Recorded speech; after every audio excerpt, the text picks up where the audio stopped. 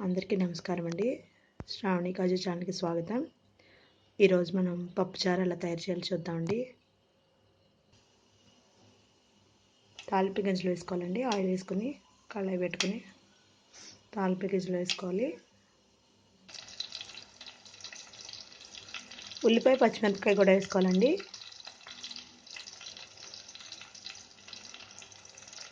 నేను ఇక్కడ 1 ఆనియన్, ఒక ఉల్లిపాయ తీసుకుని కట్ చేసుకుని వేసుకున్నానండి.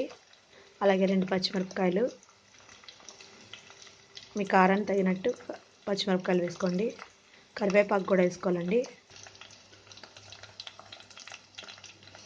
ఉల్లిపాయ పచ్చిమిరపకాయ వేగిపోయిందండి. ఇప్పుడు మనం ములక్కాడ టమాటా కూడా వేసుకున్నామండి.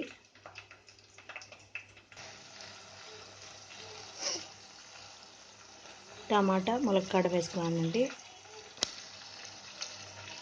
ఒక ములక్కాడ వేసుకున్నాను, కొంచెం పప్పుచారు పెట్టుకున్నాను. ములక్కాడ ముక్కలు అలాగే టమాటా ముక్కలు 2 టమాటాలు తీసుకున్నానండి.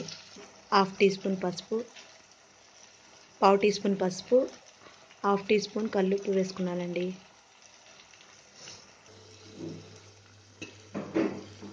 ఉడికించిన కందిపప్పు కూడా వేసుకున్నామండి. దీంట్లో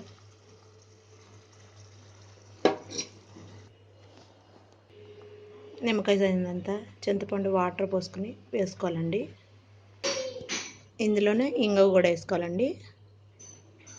ఇంగువ వేసుకుంటే అరుగుదల శక్తి బాగుంటుందండి.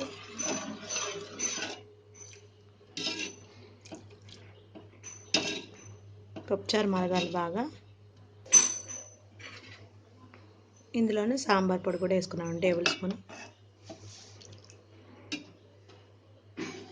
కారం అవసరం లేదండి.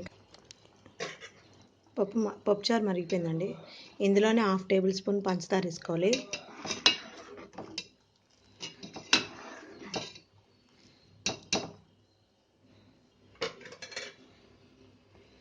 అంతేనండి, పప్పుచారు రెడీ. మీకు మా ఛానల్ నచ్చినట్టయితే లైక్ చేయండి, షేర్ చేయండి, సబ్స్క్రైబ్ చేయండి. Thank you friends. Thanks for watching.